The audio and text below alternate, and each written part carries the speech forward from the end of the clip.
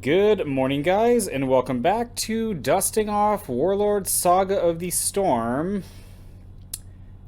featuring Alex Egbert. So, at the end of 2024, I had this brilliant idea.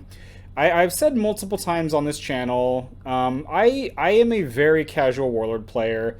I haven't played in a Warlord tournament since like 2012-ish, and even then I just showed up because it was Warlord, and that was at GenCon. It was 2011 or 2012. I can't remember when it was. But I had this idea, this brilliant idea. You know what? Warlord's coming back, and we are seeing a lot of really really great players playing in the online circuits and in person and at GenCon. And I decided, you know what I kind of wanted to do? I want to have an episode where I can talk to, a person or two about playing Warlord at that high level. There've only been a couple games in my life, and there've only been a couple games in my life that I've even really tried to like consciously go, Zach, you're gonna learn this game. You're gonna grind it. You're gonna level up. You're gonna get good. I think is what kids say these days. I don't know. Maybe they don't say that anymore. Um, And yeah, Warlord wasn't one of them. But so I reached out to actually quite a few people whose names I recognized. I'm not part of the Warlord, the actual Guardians of the Storm Discord server or whatever, but I do watch when they post rankings and who won what. And I reached out to a bunch of people asking if they wanted to come on Dusting Off and just talk about it. And I must reach out to, I don't know, maybe 10 people. And I was hoping, that maybe one or two of them, if I got lucky, would, agree to appear on this show. And what actually happened was, by December of 2024, every single person that I reached out to was like, yeah, I'd love to, let's do that. And yeah, I was not expecting that in the slightest. Again, my channel's tiny. I'm a nobody, and when I record my videos on my decks, it only takes me maybe 25 minutes to record them, and that's including all the setup. I have to go find the deck, obviously, but when I do interviews, it is a much more involved process. I have to listen through all the audio. I have to cut out. Well, I guess I don't have to do this, but I don't want. Some of the times, I'll be thinking about something that somebody says, and it'll take me. I'll do an interview that's an hour and 20 minutes, and it's a good 6 or 7 hours of me sitting there playing through it, cutting off snippets of, long pauses, because, we'll have to look up cards and stuff, and we'll have to think about what the other person says. And then I have to import it into the actual video making program and then add all the images. It's a very, very long process, and I will be 100% honest. As all of the replies started coming back of people saying yes, I got kind of overwhelmed by the entire thing. I'm like, oh my god, Zach, this is going to take. You're going to be working on this for the next 2 or 3 months straight. And so I actually backed off of the project. I still liked the idea to it, and after a while, I kind of thought about revisiting it. And so one of the people that I reached out to was Alex Egbert, who won GenCon Warlord Worlds 2024, is what I believe it was. And I've talked to him for a while. I've known him for a good chunk of time. He's been a very, very good trader and seller with me. So in the end, he is the only person that I recorded this with. I don't know if... Again, I'm a nobody. I don't know if anybody else who I reached out to watches my channel, but if you do, again, I'm sorry that I extended that offer and then never followed up on it. But yeah, okay, enough of this. Yeah, enough of me wallowing in myself. So in a second here, we're going to be joined by Alex Egbert to talk about not just Zach is intoxicated and trying to roll a string of 20s in a row. We're going to talk to someone who actually understands Warlord. So yeah. A few moments later. Okay, and today on Dusting Off Warlord Saga of the Storm, I am joined by Alex Egbert. Alex, thank you so much for coming on the show. Sure. It's great to be here. Yeah, so you and I, you've been pretty much my main my main crack dealer, tracking down random cards that I haven't been able to find. So you and I, we've been talking about Warlord kind of for a while now, but I didn't know that you were really big on the competitive scene until it was last year, I believe. You won. Was it GenCon Warlord Worlds? Yep. Mm-hmm. Outstanding. Yeah. One of the I don't I think you know Chris Pfister. He's someone else who lives here, kind of where I'm from, and him and I were hanging out one day. He's like, "Hey, do you know that Alex won this event?" And I was like, "Oh, okay. I did not know that." Yeah, it's a lot of fun. I really enjoy Warlord. I've played Warlord for a long time, and the great thing about Warlord, there's a lot of really good players that play the game, so it makes it really fun. Yeah, if I'm remembering correctly, you are one of the old heads, right? You were one of the older Tempo lore users back when the site was up. So I was actually too young for Temple lore at the time. So I think when the game first came out, that's when I played. So I think it was what was it? 2000 was when it launched. 2000, 2001-ish, thereabouts. Yeah. So I started, and I was like what 12, 13, somewhere in there. So that's kind of how I started. But I never did anything with Temple lore. Or any of that. So. Huh. Okay, I must be mistaken. That was so long ago. So yeah, I'm probably just I don't know what I'm talking about. But so I've said on my channel again. I approach Warlord from a very casual perspective. I hardly ever meta for anything at all. The closest thing I think I can come to think of for stuff that I would put as far as looking out for what my opponents are going to play would be things like Caller of Damnation. Like sometimes I'll throw one or two of those in my fighter decks. Usually my rogue decks have some form of item removal because I just like having a Nimble Fingers or a Steady Hand or a Guild Taxes or something like that. But so you clearly are far more familiar with the competitive side of Warlord than I am. When you're preparing for an event like Worlds or stuff like that, do you have any kind of thought process about I have to have an answer to this, I have to be ready for that, or is it more just you just build a deck and throw it in there and see what happens? So generally, what I try to do is I try to figure out what are probably the top 2 to 5 decks that I'm gonna see, and then my first goal is just to try to hit top 8 with whatever I'm playing. So if there's a deck or a certain Warlord that I want to play, and it's not beating those 2 to 5 Warlords that are consistently winning, then I'm probably not going to play it if I'm trying to do well. Sometimes I'll throw like a fun deck together or whatever, because my heart does bleed for Rathe, so it's hard to resist when I can get a good chance to play him. Yeah, so that's kind of my goal, is to just figure out the first 2 to 5 top Warlords, what those decks are, what they generally run, what are the cards that are going to be problems, and then how to counter those cards. And then I would say after that, you want to try to look to see if there's a deck that consistently beats you that doesn't pop up, and learn how to counter that. Like this last event, Raziel caused a bunch of problems for people on an untap with I think it was Temperance that ended up winning the event. And a lot of times with like Raziel, for example, people don't know how to play against it. So it's like an auto lose as soon as you play it. So if you know how to counter decks like that, that's good. Stuff like Daenerys, you got to know how to counter Daenerys, right? So if you're playing Elves, run Kennel, that's 2 wounds on a Daenerys right off the bat. So they got to spend 2 of their guys to reduce the wounds instead of just 1. Yeah. Huh. See, now again, I don't kind of build my decks like that for Warlord, but I actually know what you're talking about as far as what beats you. There was a tabletop game called War Machine that I was really, really into for a long period of time, and that was probably the single game that I put the most amount of analysis and effort into trying to win it. And there were when I was prepping for the events and everything like that, I would kind of do what you did, and I would recognize I want to play this specific caster because he works really, really well for me.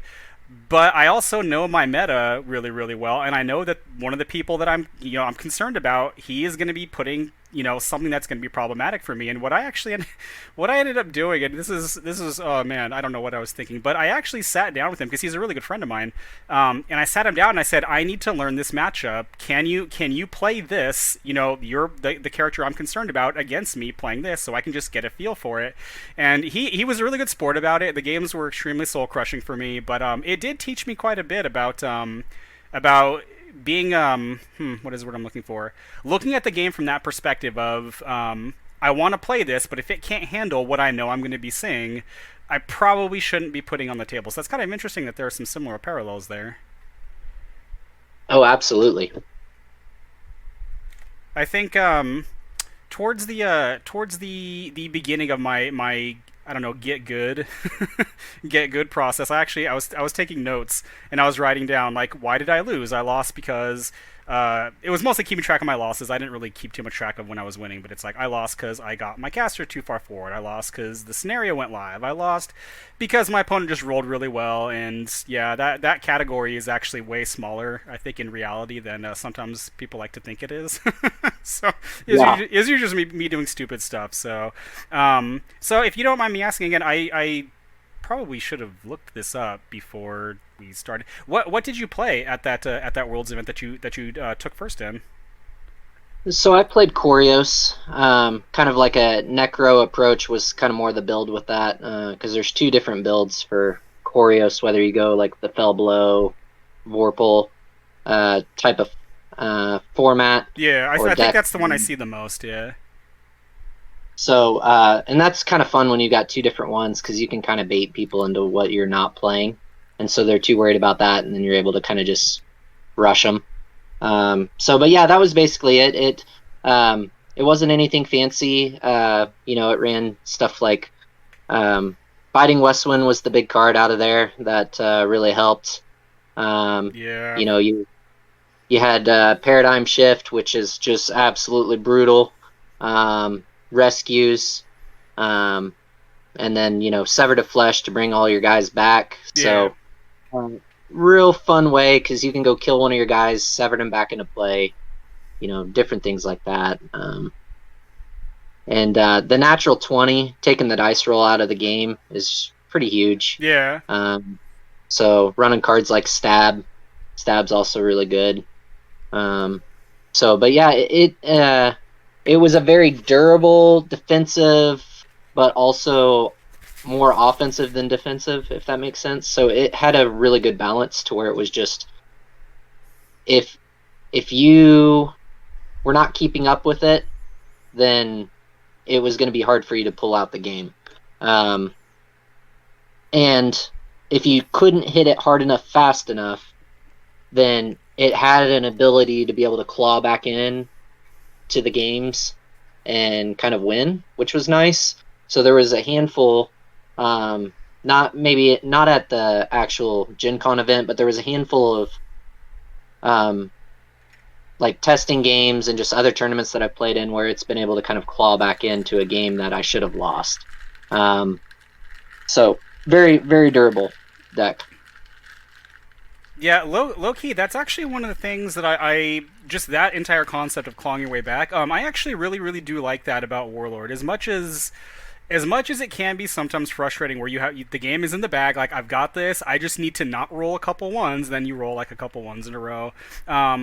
I when I was playing games like L5, like Legend of the Five Rings, or back way long ago when I used to play Magic, a lot of times the comeback factor, it didn't seem like it's as big in those games as it is in Warlord. In Warlord, particularly with someone the Bodak here, I can see some scenarios where if you've got, because I don't know if you were actually playing the Vorpal Blade combo in your deck, but if you were, everything could be going totally against you, and then if you happen to have everything already set up, and all you have to do is draw the Fell Blow, I mean, that's a reason to keep playing and not just enter scoop phase when things are looking pretty grim, which is something I saw a lot in Magic and L5R. Like, I saw a lot of that in those games.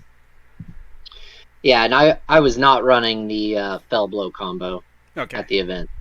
So I know there was some rumors that I was running that, and that was not how I was running the deck. Oh, So I don't listen to any of that stuff. Again, I'm not even in the actual Warlord Discord because I don't really use stuff like Discord. So, but it was oh, I'm sorry. Go on. it was all basically recursion. So, make it to where they can't hurt you too bad. Take their characters over. Move their characters around. Continue to keep reviving your own characters and putting them back on the board. Stuff like that. Yeah, very Control classical the game. necromancer stuff. Yeah. It was more of a control deck. So with very high offense and medium defense.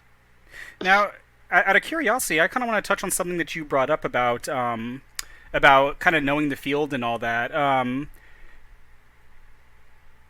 When I was playing War Machine, it was really easy because the meta was basically the Northern California area, and so it was kind of easy for me to, just by walking around the tables, even just at my local game store, and be like, okay, and I'm not trying to downplay anybody, but like, I'm not worried about that guy, I'm not worried about that guy. That dude, yes, he could be a problem. And so I could visually see it. Do you guys just talk about, like, pairings and stuff like that in some other channels or on some other forums? Is that how you guys get that kind of information?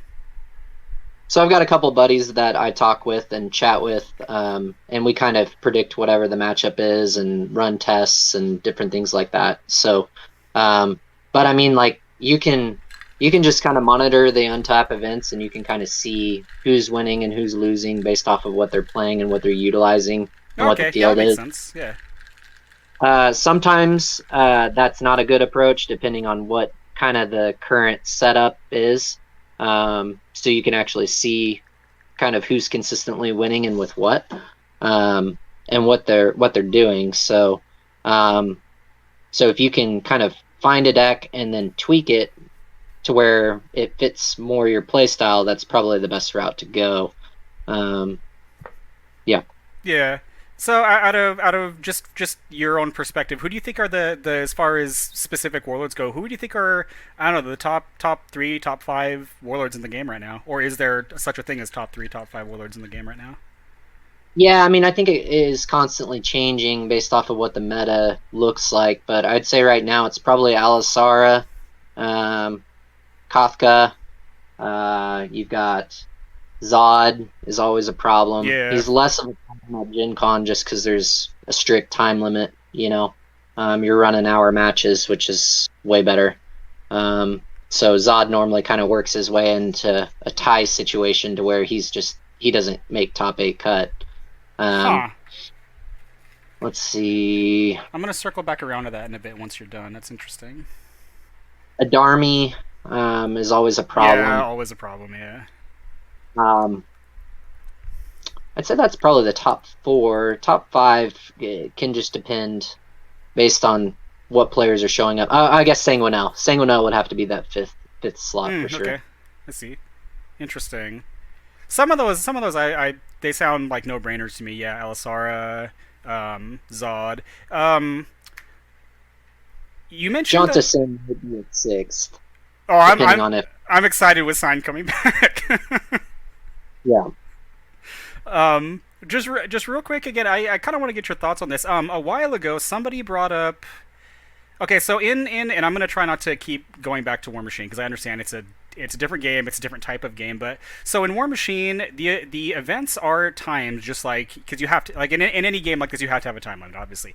But War Machine had 2 different ways of doing times. It wasn't the rounds were an hour. It was the 2 formats were time turns and death clock. So time turns was every player had I want to say it was a 10-minute turn. So you had 10 minutes, and you had to take your entire turn, moving all your models, making all your dice rolls, doing all that stuff. And at the end of that 10 minutes, whether you were done doing stuff or not, as soon as that clock passed the 10-minute mark, you had to stop what you were doing. And basically, if you hadn't used certain models, you were just out of luck. And so there was that way of playing it. And then every every game you played, so if you were playing, 3 games in a day, every game you got one 5-minute extension, meaning once per game you can extend one of your turns by 5 minutes in case it was a really, really important turn. The other one was Death Clock, and Death Clock was all it was each player had 50 minutes. Then they had the chess clock sitting on the side of the table, and they could take as much time as they wanted to on each of their turns. And as soon as their turn were done, they would tap the clock and send the time over to their opponent. But you can win just by virtue of actually winning the game. But if you ever ran out of time, you also lost. So, and again, somebody brought up the idea of using chess clocks like that in the Facebook group, and that really jogged a memory because I remember playing time turns like that, and then I remember playing in like Legend of the Five Ring events where it sounds like the Warlord system uses the same thing, where it's just these rounds are 50 minutes, and if somebody is playing something that is taking a inordinate amount of time compared to the other person in Death Clock or in time turns in a game like War Machine, you get penalized for that to the point where your opponent can win the game because you're taking too long. I know I just said a whole bunch of stuff, and I don't know if you have any thoughts on either of those two types of timing. Yeah, I understand what you're kind of saying. I think, there's upsides to it too, right? So, like, if you're playing Zod, for example, it's hard to get through more than one game. So if you can't kill your opponent, or if you kill your opponent and take 45 minutes, and then in the next 15 minutes, your opponent kills you, well, now you're at a draw state, And that's just part of the risk of running Zod. So you're either going to run 1-0s for that hour event, or you're going to run ties. And just what I've seen from the last several Gen Cons is that there's more ties that just come from that matchup. So, okay, like, you prepare for there to be a Zod just in case you get them in the early rounds, but your hope is that you win more games so you don't have to get matched up against Zod. Interesting. That's my personal goal. I absolutely hate playing Zod. Yeah. I'm sorry. When I was talking to Woodrow, he made a comment something along the lines of, when you're playing casual, you have to have these discussions with your opponent, and one of the discussions is, I don't want to play against your Zod deck, and by the way, nobody does. Yeah. That's so funny. it's a little risky. But when you're having to twiddle your thumbs because Zod is, playing the game by himself, basically, that's not. The thing with Korios, though, is Korios has 100 different moves. So although I generally play pretty quickly, there was times where I had to play a little slower because I literally have 15 different moves my first action. Yeah. And so that was kind of tough a little bit. But practice kind of helps remove some of the mental drain that came from the deck, because it does take a lot to play. It's not one of those you just kind of throw together, and it's fun. Yeah, I enjoy it. It fit my play style really well. So, but there was a mental draining side to it too. Yeah, no, I think because I was playing War Machine basically casual for a very long time before we all decided we were going to take that step up to getting good. And even with all the years of experience I'd had playing it, the first couple times with a clock involved, they were a shock to my system. I was like, okay, I can't believe I've spent this much time already and done so little. And getting used to that, again, even with stuff I was familiar with, was it took some getting used to. Yeah, there's definitely a balance, and knowing too, like, what your decks, like what those top decks are gonna play like, helps you too, because you do have to control the game as much as you can with what you can. Even when playing Warlord, you're dealing with a dice, so that's hard to control. Yeah. So with Korios can control at least one per turn, so that's pretty crucial. Yeah, and he's also controlling it in probably the best possible way. He's just saying you get to succeed. Yep, and there's very few decks that are control decks in Warlord. I haven't gone into this on my channel yet. I actually came up with, and this, it was really stupid. And what I'm about to say, it might make, yeah, it's probably, you're gonna either laugh or be like, this, there's something wrong with this guy. But it was as close as I could get to a hard control deck, and I was playing it out of Inquisitor Demeter, I think is how you say his name, the Seer from Fourth Edition, the Dev Seer. Yep. And basically, the entire deck was built around. I built it originally around the idea of the word advantage, card advantage, action advantage, dice advantage, and so I was doing things like, this was one of the only times where I would actually bring myself to play Exhaustion, because I that card is awful and I hate it. But I was playing Exhaustion, I was playing Premonition, I was playing enough Seers to get initiative advantage, and then I was also playing things like there were two of them. There was the Digaius, I think. He's level 1, and when he comes into play, you show the top card of your deck, and if it's a character, you put him into play. And there was a level 3 version, too, but I can't remember what her name was. And she was also a seer. Yes. And so I had action advantage in, I would play a character, and with the seer kind of manipulate the top of your deck, I was taking one action, but I was getting 2 effects out of it. I was getting a second character, sometimes a third character if it was a Digaius, into a Gene Core, into potentially a third character. And it was just a bunch of weird stuff like that. It didn't work out very well, but it was a lot of fun to play. And so, yeah, I don't know why I just thought of that. When you said control, that was the first thing that came to mind. Yeah, and that's dev clerics are famous for their control aspect, and normally it's not a fun experience when you're on the other side. Oh yeah, I think the saving grace on that was I did have a couple really really interesting turns with it. Ultimately, the deck it did have some really fun interesting things about it, but it was kind of fragile. It didn't do very well. It kind of sucked, but it was fun to play. So I was like, yeah. I have many times seen the look of, can you I'll put even after the errata, I'll put Generva of the Moon on the table, and Zach, can you play something else? Yeah, I get it. So I'll put it away and I'll go grab something else to play. Right. Yeah. What was I had something else and I can't think of what it was. Okay, so you are if I saw correctly from one of your posts, you are going to Gen Con again this year to hopefully defend your title. Yes. I don't know if actually probably I'm assuming you don't want to talk about anything that you're going to be bringing to that, right? No, probably not this time. Now, okay. So what about one better then? What do you think you're going to see there? Is that okay? Like, what do you think you're going to run into while you're there? I mean, I think I'm gonna those 6 warlords will be the ones that will be there at Gen Con this year. I think another unknown too is the fact that there isn't as many people signed up for some of the events this season, and I think a lot of people are just kind of waiting to sign up, is kind of my hope.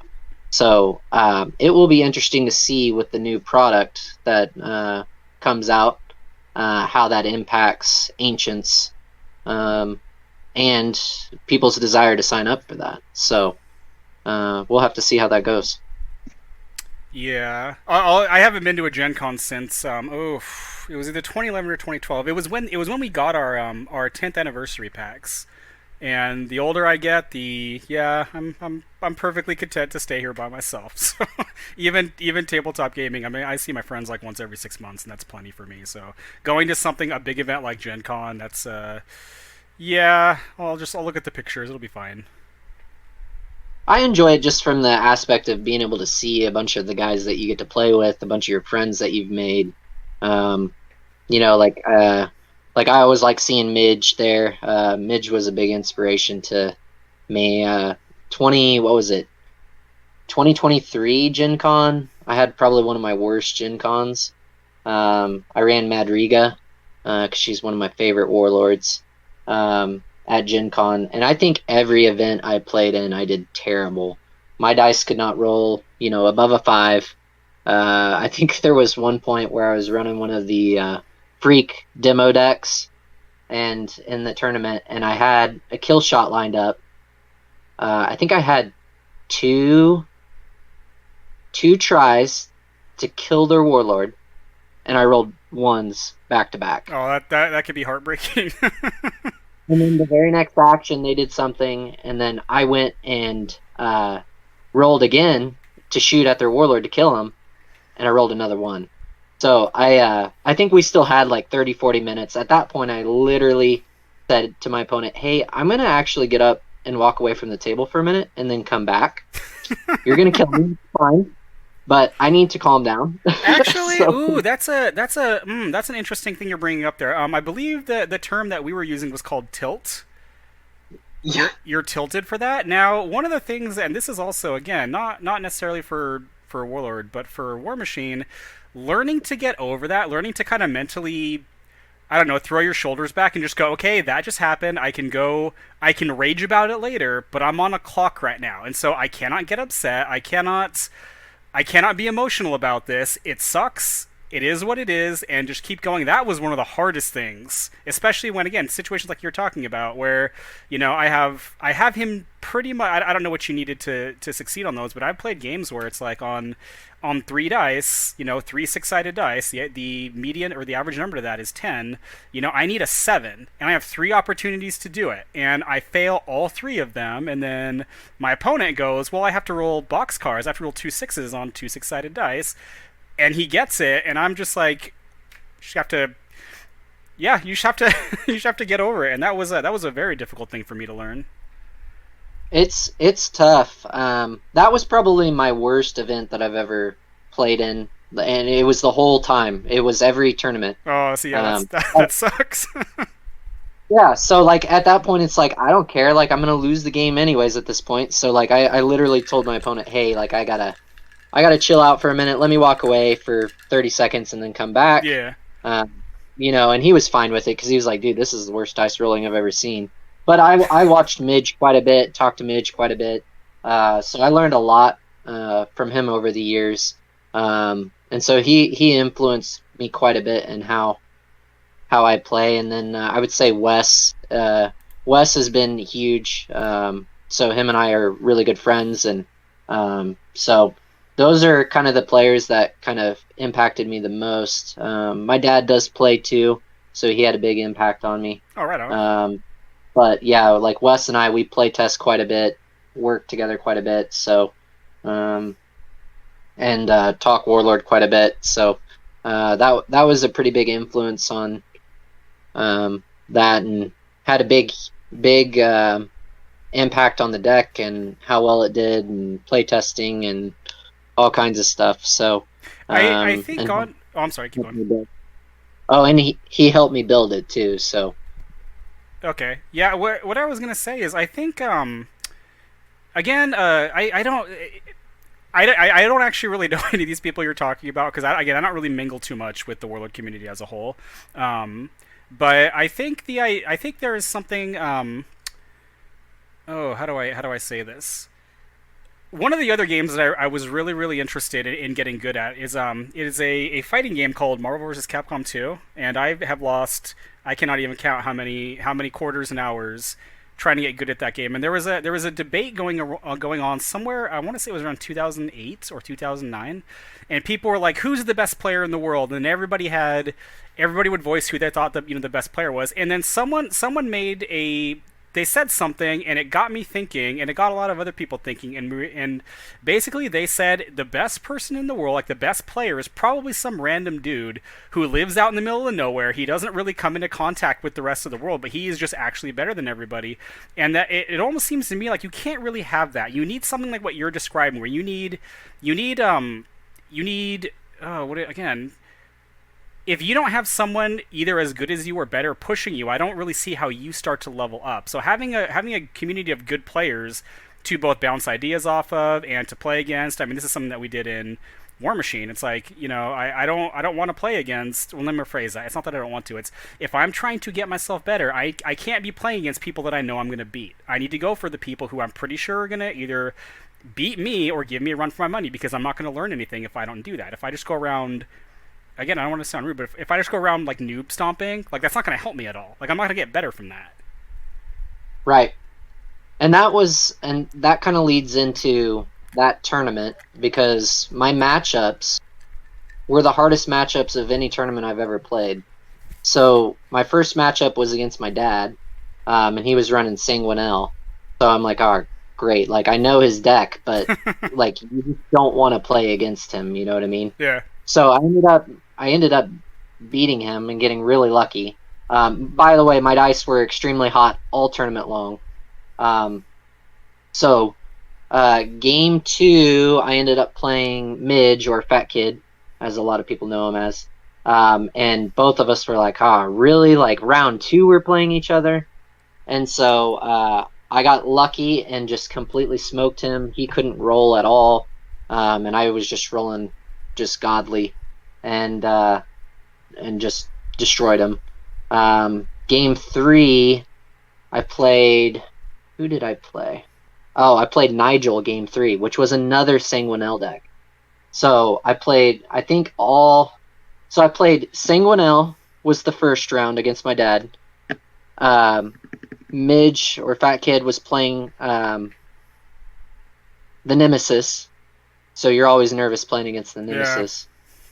Yeah. And then Nigel was playing Sanguinel. And I was able to capitalize on some mistakes that Nigel made, and was able to kind of steal that game from him. So I think it was, I don't know if it was 2-0 or if it was 2-1. I can't remember. But I ended up stealing that game, which was great because his deck was much more aggressive.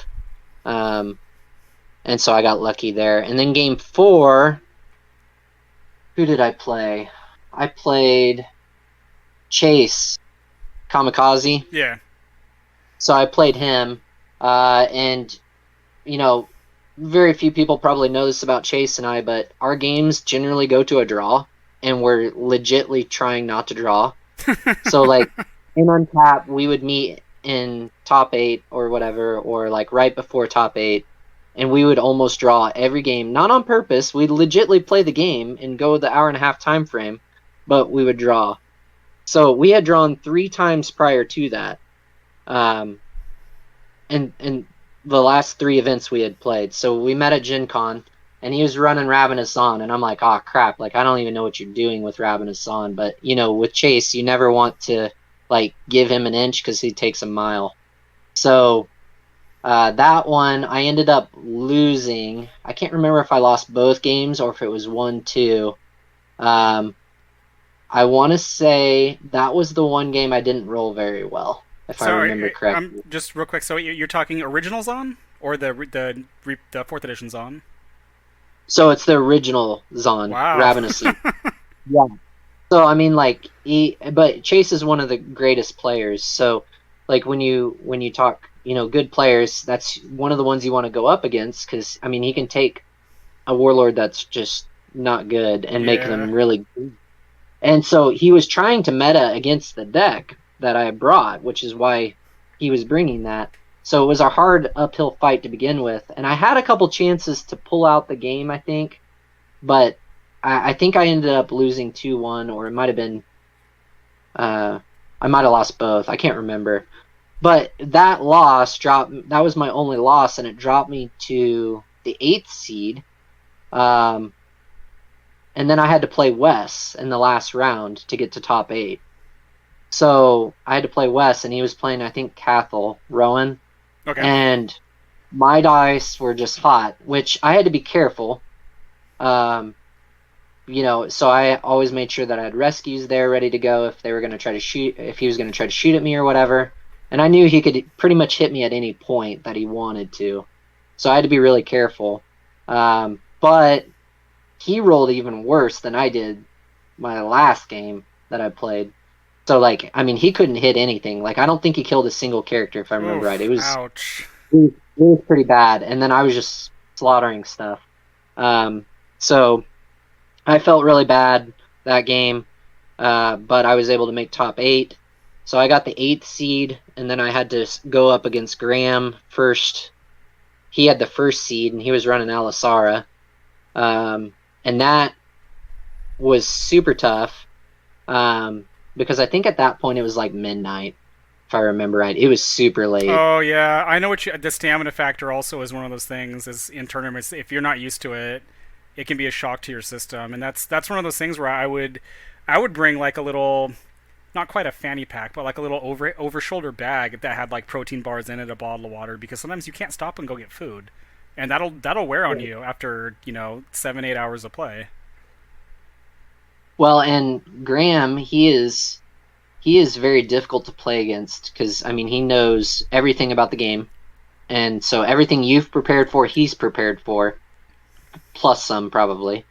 So I mean, it's kind of one of those things to where it was a mismatch for me. That was the one I did not want to see, um, and I knew that it could get out of hand very quickly. So, but that game, I lost the first game, and then I was able to pull out a sneaky win game two, and then game three, I was able to pull out another sneaky win. I think Chris has it out there on recordings. But it was Paradigm Shift ended up winning that for me. So As it often does. I think I was able to stun his Warlord to the front, because he was trying to avoid me pulling the strings, one of his characters in the back rank. So, and I had pulled the strings the turn before, and I had hit once and then missed the second time on his Warlord. So, who already, I think, had a wound or something to that effect. So it was real close. But anyway, so I ended up beating him. That was extremely lucky. Which, I mean, to do good in Warlord and to get that far, you have to be lucky pretty much the entire time. So I was pretty excited about that, because that was a massive upset. Really shouldn't have won that game, but I was able to pull it out and I got lucky. Who was game? So we would have had what? That's top 4 at that point. Who did I play for top 4? I think it was Fatraka. Yeah, I played against Fatraka. So it was Eagle, who I played. Oliver. Oliver, yeah, okay. Yeah, so I played him, which is another great player that, I mean, can take just any Warlord and do really well with him. And so I played against him. That was a freaking nerve-wracking game. I think I won it 2-1.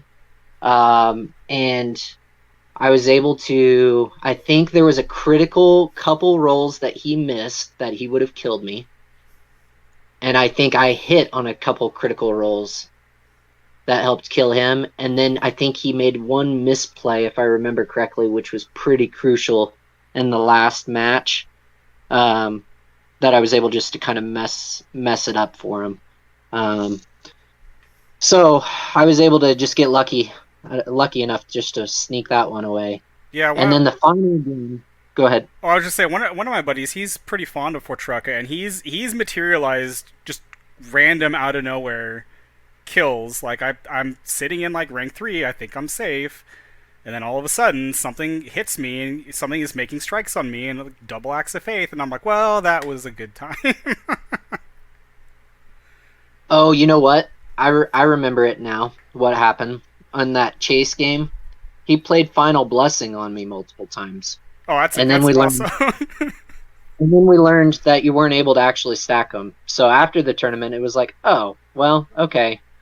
That was so weird. And there was actually quite a bit of disagreement on whether or not that was legal or not. So well, because Final Blessing removes the card, doesn't it? Or does it just cancel? I think it gives you a wound too, doesn't it? I know it wounds you, but Let me pull it up real quick. Yeah, I'm looking at it myself right now too. I think he gave me 3 wounds when I brought a character back. Let me look. I don't play Final Blessing very much. I do. I like Final Blessing. I like the card. I just don't play it very much. Oh, yeah. So after target character pays the cost of an action to retrieve cards from the discard pile, cancel the action, the target suffers a wound. So I think I had Helm of Undying on, and I was trying to bring back a character, or I played Severed of Flesh, and he dropped 3 wounds on me and killed me. So I was like, gotcha. Okay, and so I just to, again, not trying to stick on this too much. So the reason this doesn't work, is it because the action is being canceled after the first Final Blessing? Is that what's happening? I believe so, but I'm not the best at being a rules guru, so Okay. I would not go. Interesting. Yeah, so it has a ruling at the bottom, but that doesn't make any sense. I Okay. think it's because the after target character pays the cost of an action to retrieve cards from the discard pile, cancel the action. So the action's canceled the first time, which was my argument. So you can't cancel an action repeatedly. Like it's already been canceled Oh with yeah, the the first action's time. not in play anymore. Okay. Okay, I see. That makes sense. So, but there was a large disagreement on it. So, for if that's still going on or not, I don't know. So, but yeah. So, anyways, I was playing against O'Eagle, beat him, got lucky. I mean, we're talking it's like 1:30 at that time. So, I mean, at that point, like I'm starting to get kind of delirious a little bit, and I'm trying to focus, but it's hard to remember even basic rules at that point. Oh yes. Um, so I think I was trying to figure out like I think I forgot how rescue works at that point. So like Chris was kind of giving me a hard time, and Graham was giving me a hard time because I kept asking about rescue. Just because I mean I was mentally fried at that point. Yeah. At about the point when I started playing Graham is when that hit. Um, and then my final match. Ooh, I can't remember who the final match was against. Like I can picture him in my mind, but I can't remember his name. I think it was Derek, but I can't remember his last name, so that doesn't really help. But it was Derek, and he was playing Kothka. So, and I knew that the deck was really, really good because I was able to watch most of his games because generally our games would finish quicker than his game was. So it was kind of nice to be able to kind of watch that a little bit. Yeah. So I already knew what he was going to be doing prior to even seeing his deck played in front of me, but I already kind of knew his play style anyways.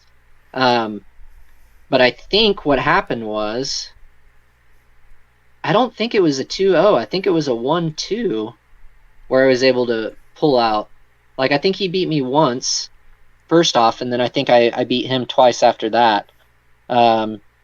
Game 1, I think he just steamrolled me. Game 2, I think I steamrolled him right back. Nice. So, because I think I played Pull the Strings on Nimtok Game 3 and swung with Nimtok and killed his Warlord. Yeah. I think that sounds about right. So, Oh my because gosh. it was first turn. So, which was good because at that point it was like after 3:00 in the morning. So we were both like having such a hard time. Yeah. Game 2, I had killed so many characters and he was trying to kill characters, but I kept bringing him back. So I just kept, using Helm of Undying and Severed at Flesh and all that stuff. Yeah. And then trying to keep my Warlord alive. And then I was able to, I think what ended up getting him was I was able to paradigm shift his Warlord down. Yeah, that sounds about right. I either paradigm shift his Warlord down, or he ended up just having his Warlord spin forward because he couldn't lose his second level character. Because I think it was Phython. Okay. So, and I think he was trying to run Tree Walk.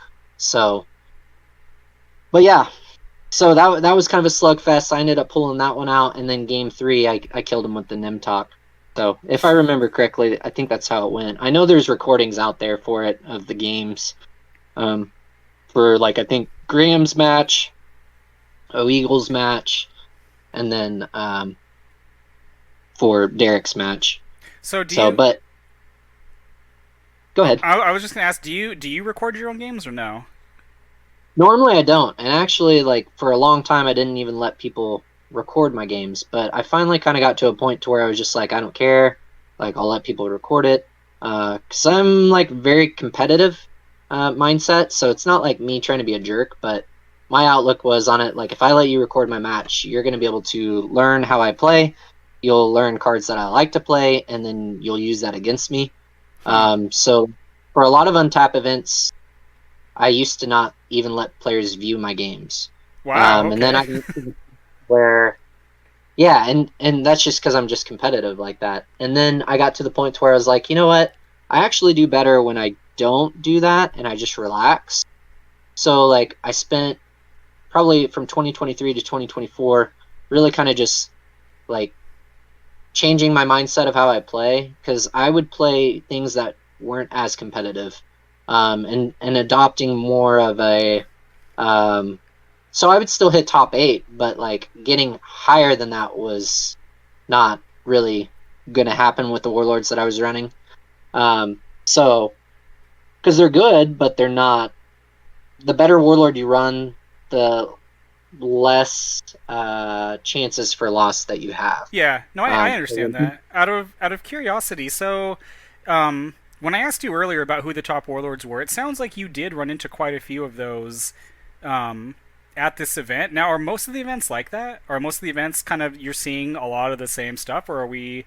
You mentioned Chase having a kind of a dark horse, a rogue warlord who's. It sounds like you weren't expecting to see. Is that common, or is that not something you see terribly often? I mean, so you want to pay attention for the cards that could be counter cards.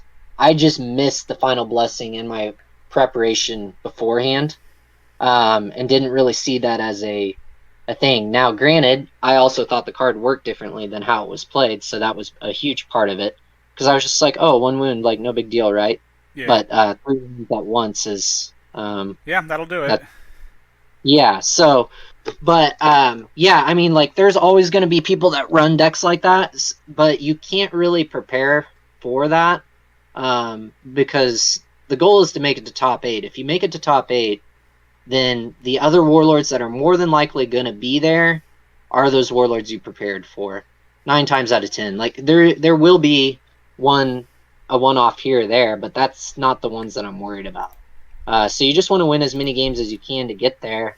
Hopefully you get lucky enough, and play well enough that you can get there, and then play as long as you can. The reason that was one of my favorite tournaments is not just because I won it, because I've won other events too, but that specific event, there was no question that I played the very best players possible. Yeah, it Like sounds I like you played had to all. run the gauntlet to win that. It was so exhausting just because you're playing such great players. But I got extremely lucky, and I was rolling so well overall in that event. Like, I don't know. There's very few other events that I've rolled that well and drawn that well, um, because it wasn't even just the dice rolls. I was drawing perfect. Like, I mean, to beat Graham, I drew absolutely perfect. Like, I could not have beat Graham any other way than the exact hand that I had. Granted, like game 1, I lost because I didn't draw any of the cards that I needed to even have a chance. But yeah, so very fun event. I really enjoyed it. I really enjoyed playing against, really good talent and Yeah. in the game. So I guess one I guess last thing to touch on as far as what we've been covering here is so you say that you have to be a certain level of lucky. Now I do agree with that to some extent, because obviously this is a game where I mean, not only is it a game where there's dice rolls involved, the dice itself, there's a huge variance. It's not like a game like Warhammer 40k where you're rolling d6s and the dice curve is fairly predictable. A d20 can go all over the place. So I do agree with that to some extent, but at the same time, again, I don't follow too much of the online events. Like I'm not part of the Discord for that or anything like that. But at the same time, when I'm seeing them posting winners and the people who are making it top 8 in these events, I'm seeing a lot of the same names over and over again. And so it's I would potentially counter with yes, you do need to be a there is a luck factor to it, but I mean, kind of like you said, a lot of these players they are just really good, really good. Like they're that good, and so where am I going with this? I agree with you that luck is a factor, but I think also, some of the playability can in some cases overcome bad luck, bad dice rolls, and in some cases, you might be a. I mean, I'm the poster child for this. I am not very good at this game, and I win some things that I shouldn't, just because sometimes the dice say yes. So Yeah, no, and that's that point is not a wrong point or anything. I think at the end of the day, I would rather be lucky than good.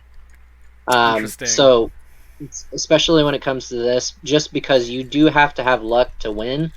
Um, now there is a skill set of being able to win, but generally you're going to see the same players that are in that top that are just consistent. And consistency will lead to those wins more often than not, just because you're getting a chance. It's kind of like, if you're an NFL fan, like teams just want to get to the playoffs. If they get to the playoffs, even in a wild card spot, they still have a chance. So top eight is kind of like that wild card. If you get the number eight spot, you've got a chance. Granted, you got to go up against the number one right off the bat, but still, it's that's just kind of my opinion, because if you don't have the right cards at the right time, you don't have the right dice rolls at the right time, you can work your way out of it and still pull off wins. But to do that consistently and then win, that's where you have to have the luck too. I see. Well, but a lot of it too is just knowing what the current meta is, what the current warlords are that are available to play, with the new format restrictions, all of that. And when you've been playing it for years, like you're going to see guys like Midge, Graham, Chase, all those guys that are going to be consistently playing in the untap events, and getting top eight. Wes is up there often too, quite a bit. Consider him one of the best players in the game. Has won a ton of events. So, I mean, there's a lot of really good players. But when you're playing against those players a lot, you start to learn things that they do and how they play, and being able to kind of use that against them is helpful too. So. Yeah. Yeah, no, I agree. I'm not saying that either. I'm trying to think of how to word this. I'm not saying that either of our stances on that are incorrect. I think it's in some cases it's largely a matter of perspective. Um, Absolutely. I did want to kind of move on to some decks that you sent me a picture of some decks that you are. I want to say you said these are decks that you enjoy playing. What I can do is I can talk about another deck that I do love. Yeah, let's hear it. So we can talk about Madriga. So Madriga, I You did really enjoy. mention Madriga before, yeah. Yes, yeah, Madriga is one of my favorites. One that I've worked on for years. I start off with 3 Lady Helenes, and she gains +5 attack and gets an additional swing and +4 AC whenever she gets +5 or greater attack. Yeah, she gets Um, beefy after just one action, one mass blessing or one lift up your voices, and yeah, she's ready to go. right, and so like I try to play enough mass blessings, emboldens, ferocious to kind of keep that in check, um, and use a little math to figure out how many I need to have in the deck in order to be able to reliably draw that every turn. Um, and then like I like to play. I need to make an adjustment because I'm noticing here that I used to run 3 Winter Warfares. Now you can only run 1. Yeah, When you're blitzing that hard, it's kind of nice to be able to throw it on Winter Warfare, but it can be a double-bladed sword, double-edged sword. So that's a pretty fun deck.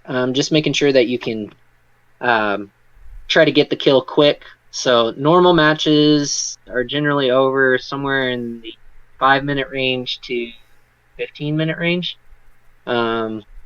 It's just very fast. You're either going to kill them or they're going to kill you. So pretty much the big weakness on that would be, I would say, MLG. So that's the big weakness there.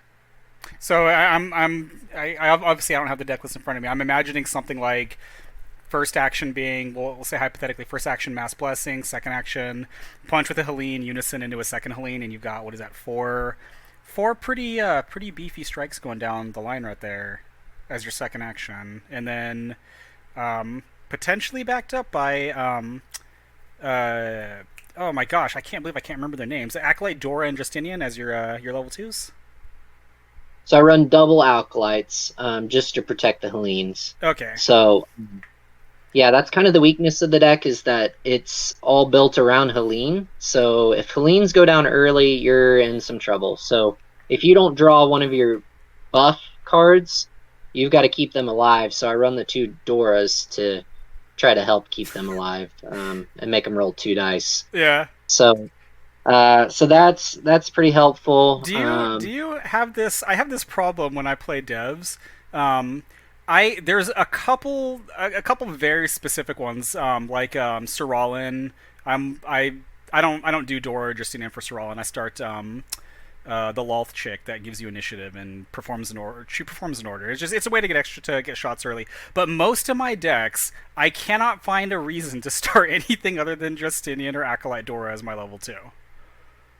It's kind of difficult. I mean, like when you're talking about what's best in slot card, Dora is generally that. Justinian is like right there with it. There's not a right or wrong. It's just a preference. Yeah. I prefer Doras just because they're planar, and so they're a lot harder to hit unless you're throwing spells. If you're throwing spells, well, that's not good. So Yeah. And that's kind of the weakness. So it's like MLG is a weakness for Madriga, because if I don't draw Mass Blessing, Embolden, or Ferocious first action against you, then I've got to use Madriga's Order twice to get it up to +6s. So now, if I have to only do it once, that's fine, but twice, that's real hard. And you want to at least do it once, just because you've got the Nightfall ability to then go and give, one of your Hellenes an extra hit point or whatever. Oh my gosh, this is gonna sound freaky. Okay, again, I'm not good at this game. I never noticed that. I thought both of her orders were once per turn. I did not realize that the Daybreak you could keep doing. Huh? Interesting. Yep. I knew the So Nightfall was one. I did not realize that. Wow, and I've had her for freaking 15 years or whatever now. Holy crap. Well, and the trick with you is just being careful, because like Infinity's End can end up being a big card that's played against Madriga. So you really got to watch out for that, and kind of know your opponent's play style, if they would play something like that or not. We don't actually play that in my meta. Because again, we're all casual players and we're all just a bunch of friends. And so when we're sitting down to play Warlord, there's certain things that people don't want to see. Infinity's End is one of them. Exhaustion's another one. When you were talking about your Corios Bodak deck with all the recursion, we basically just put a soft cap on it. It's not really a spoken cap, but it's like, do you really need to recycle that a whole bunch of times? Probably not. And so, I'm sorry, I didn't mean to interrupt you. Just, yeah, like, I do get what you're saying, but yeah, Yeah, so that's just one of my favorite decks to play. It's just ultra aggressive. Always enjoyed it. I love playing rogues and clerics. Those are my 2 favorites. And I would say my favorite faction is probably elves. And my second favorite faction is probably either Devs or Nothrog. Like they're pretty close. So yeah. Interesting. Yeah, because I'm kind of all over the place. My favorite Warlord is Sir Robert the Vigilant, but I don't really play too many freaks outside of him. And then I think historically speaking, it's been Nothrigs of some kind as my second. I think Nothrigs may be overall my favorite faction. They're so much fun because I'm never like, I hope I don't die, because they're gonna hit me. My AC sucks, but it's so much fun having these high attack characters, even lower level ones that can just like beat the crap out of you. Now, I don't know if you've gotten any games in with Princess Eliza out of the 20th anniversary set. She's a freaking blast to play. She looks like it. She is so much fun. I typically stay away from Chosen. I haven't really played a lot of Chosen. I've tried a couple times, just kind of in playtesting or whatever, but it's just not really. It looks cool, but the mechanics aren't there. No, I think the faction itself is not a good faction. I think what they were trying to do does not work on a fundamental level. You cannot treat characters that people can just that you can't treat your characters as a limited resource that your opponent can deny you simply by doing what they're already trying to do to you. Like, they don't have to go out of their way to going back to something like Magic the Gathering. You know, they don't have to play Stone Rain to kill your land. They just have to attack you when your lands blow up. Is kind of what the equivalent of this is. Yeah. Yep. No. Yeah, I would say Chosen I really haven't played a lot with, but I have played quite a bit of Rathe, so that's my all-time favorite Warlord. Wrath, nice. Or Rathe, yeah. Yep. So, and it's always fun trying to figure out a new way to play Rathe and be competitive. Now, which artwork? Only the difficult questions in this dojo. Do you want the original one, or do you want the William O'Connor artwork from Campaign Edition? Well, it's hard, because I love both. So, yeah, I don't really have a good answer for you on that one. You know what? Not having an answer is a pretty good answer to that. So, I guess we have been talking about now for about an hour and 10 minutes. I'm gonna give you the floor. Anything you want to talk about, Warlord? Anything you're excited about for the new sets? Any upcoming events? You could be under attack by locusts, or not by locusts, by oh, maybe they were locusts. When I was talking to Woodrow, he was telling me that he's in Kentucky and he's being overrun by, like, I think he called it Horde 14 or something along those lines. Oh, jeez. Yeah. Yeah. No, I don't know what's going on over in Kentucky. So I'm over in Kansas, so I don't. We don't have any locust problems right now.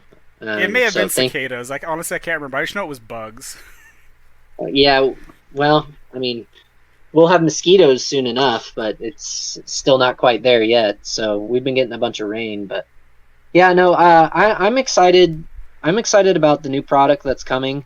I think it's one of those things we're all having to be kind of patient on that. But I think they're doing a good job trying to get everything ready and get it out. So, yeah, I try not to be one of those. When I see people complaining about the delays, like, again, I am not. Like, I don't know how else to say that, but guys, have you never backed a Kickstarter before? Have you never? They never ship on time ever. There's always something that happens, and I would much prefer, hypothetically speaking, I would much prefer there would be some delays and have everything on the up and up than, trying to speed it up, trying to cut corners, and then the stuff shows up, and it's like, what happened here? Right. Yeah, I think the thing is, though, is a lot of our community really hasn't backed Kickstarters before. So I don't think they knew quite what to expect. I know that I didn't know quite what to expect. But my approach is really pretty simple.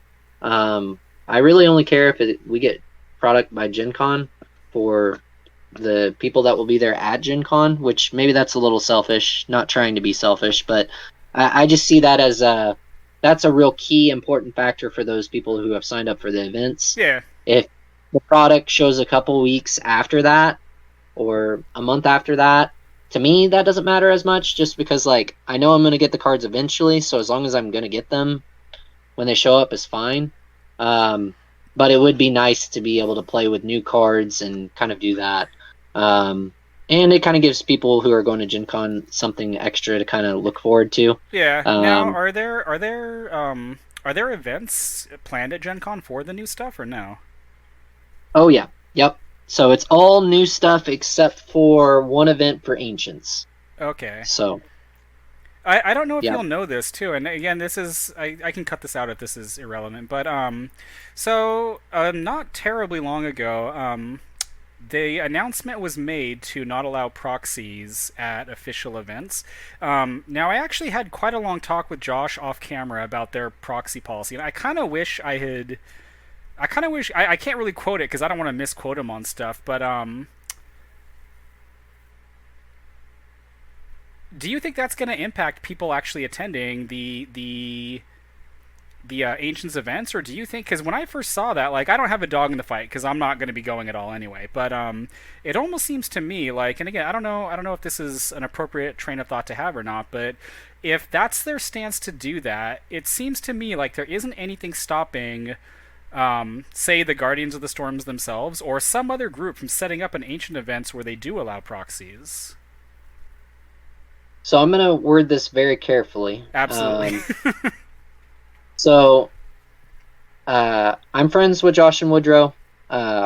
I like them both. I think they've done a great job. They're both great guys. Yeah, both great guys. I think they have great intentions, and they've done the best they can with the hand that they've been dealt. So I think that's kind of key to keep in mind. I think sometimes timing may not be the right timing to make certain announcements. But then who am I to say when that timing's right or wrong, right? So like their stance on proxies, if I understand correctly, is that they're going forward. They're going to allow ancient proxies for this year, but next year they won't, right? I believe it's functionally speaking that's about right. I want to say they said the next event is the last one they'll be allowed at, but that's semantics. At some point in the future, the near future, they will no longer be allowing proxies at their events. So I've been telling people this for a while now, that I think that 5e is going to be the new format that everybody's going to want to play, right? So over time, Ancients will not be the primary format. It will be 5e. That's not a popular take. That's not something that Josh and Woodrow have told me or anything like that. But if you think of from a business standpoint, how are you going to make money? Right? Yeah. Like, you want to make money by promoting your product. Now, Warlord is still their product. Ancients is still their product. But Ancients has always been kind of more of a fan-based, run and operated type thing. So Josh and Woodrow have been huge fans for a very long time. I think this was kind of their baby. And they got the opportunity to be able to share that with everybody. And they're trying to take it on a bigger scale. So I think sometimes change is hard for people. But I think what we're seeing is that they're wanting to try to make a hard line in the sand approach that proxies won't be allowed at their events, which I think that's a wise approach. Including Ancients, where you've got limited card pool and things of that nature, makes it a little bit tougher to be able to pull that off. I don't know if that's necessarily what I would have recommended for that, but once again, who am I to say? I think what we're going to see, though, is I don't think next year they're probably going to run Ancients at GenCon. They're either going to just completely remove that from the rotation, as 5e has completely taken over as the main format at that point, and it will be kind of more of like a legendary type format where, you can run it for fun, use it on untap, whatever the case may be, but outside of that, you're not really going to see a lot of it. Now, you'll have some fan-based ones like New Jersey. I'm sure they'll run events up there. Kansas and Oklahoma, we've got strong bases here that we could run. We can run tournaments for Ancients if we want and supply decks. I think stuff like that you will see will allow proxies, just because it'll be necessary. The cards are getting more and more expensive. And it's harder as supply has continued to dwindle on that. Yeah. Now, I think their box of greeds that they launched originally were perfect to be able to counter some of that. But there's a lot of cards that were reprinted that, they didn't. There was cards that they wanted to print that they weren't able to always print, if that makes sense. I don't know. I'm going to re-say that. So there's probably some additional cards that they wanted to print instead of the ones that they selected. I think you and I, if memory serves, we actually talked about this like after we saw the list, if I'm remembering correctly, about some of the stuff that we were like, why is this on the list and this is not on the list? Yes. So, and I think that they will probably do future box of greeds is my hope. Yes, that's the conclusion I came to as well, is that eventually some of those things like something like Giant Bat or some of the Epic Edition promos that were released in extremely limited quantities. I can see that as being something, maybe even if they were saving for a future box of greed. Yeah, and I mean, if you put them all in the first box of greed, it's hard to do more. So, it would be great if you could see more Jackals that are reprinted. It would be, which there's a ton of them out there, but still, everybody wants 3 of each for each deck. And then you have the weirdos like me that collect them. So, but So I think that's maybe an approach, and hopefully I'm wrong here, and maybe they still try to keep the format going by just reprinting Box of Greeds that have all the top tier cards in it. But it's still, I mean, it's still hard. And so I am not sure how that's going to pan out, how that is going to work. But I think one thing that is easy to forget is that Josh and Woodrow are very kind and generous people. So, for example, the most recent wide-scale example that I have is the fact that they unlocked all the Kickstarter rewards for the general public just because they want people to have cards. Yeah. So I think when you go back and you look at it, that they just want people to have cards as their main focus. Obviously, they've got to make money too, but proxies, not allowing proxies is not an abnormal thing. It's just a little odd when we don't have all the information that we need at our fingertips to be able to make a decision of, hey, is this a good path or a bad path?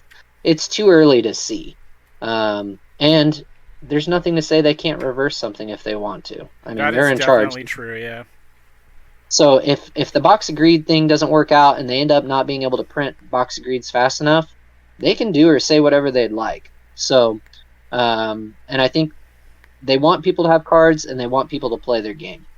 So, I think in the end, when you've got that kind of mindset, it kind of helps ease some of the tension, because I know there's been some of that out there. The grumbling, yeah. But I think in the end too, like, Ancients has been needing more cards for a long time. So I think the 5e format, based off of the cards that I'm seeing so far, is really well made, and will be interesting. I'm not sure how playable Ancients will be with a bunch of those new cards in it. So the banned and restricted card list will probably grow significantly. And the whole format would change. And people may not even like playing Ancients at that point. Like, who knows? There's a lot of ifs in there. Yeah. Questions. Yeah, no, I think I think you did a pretty good job of summing up a very good take on that, and I think I pretty much agree with all of it. So, I think on that note, though, that is a good time to call it there. So, Alex, thank you again so much for coming on my show. Sure, I appreciate you having me. A few moments later. Yeah, so that was my interview with Alex Egbert. Great dude. It was a lot of fun talking to him and seeing his perspective on Warlord from a much higher level than me. So, I had a lot of fun with that. It was a great talk. Again, I want to say again thank you to everybody who I reached out to again back in November. And sorry that I kind of flaked on that again. Yeah. But yeah, maybe I will revisit this topic again sometime in the future. The Warlord community is, in my opinion, I think I've said this multiple times, the Warlord community is the best community in the world as far as I'm concerned. I've delved into the Magic community, I've delved into the Legend of the Five Rings community, the War Machine community, a couple other ones, and yet nothing compares to the Warlord community. It's absolutely fantastic. So, I hope you guys found that discussion to be interesting. Again, I had a lot of fun recording it. In what I believe will be the next episode, this was really awesome. This random little thing that happened. So again, I'm just some nobody living out here in California, and I just record Warlord content, hopefully for people who like the game, but again, some of the more higher end stuff, maybe not something you're interested in. I actually apparently a bunch of content creators got spoilers for new cards that are coming out when the Into the Accordlands set, I believe is the name of the set, the new stuff, the 5th edition stuff, starts dropping, and I can't believe this. They sent me a packet of stuff. So, and again, Again, I don't even know how to phrase this. One of the cards that I was sent, either Josh and Woodrow actually watch this show, and if you do, That's awesome. I don't expect you to, but one of the cards they sent me is absolutely right up my alley. So in the next episode, we're going to be talking about a Warlord that I love and I don't play nearly enough. I should, and one of these cards I think is very, very well suited for him. So if you can't tell, I'm really excited about that. It's going to be awesome. So yeah. Thanks for checking this out, guys. God bless you, and I will catch you in the next video.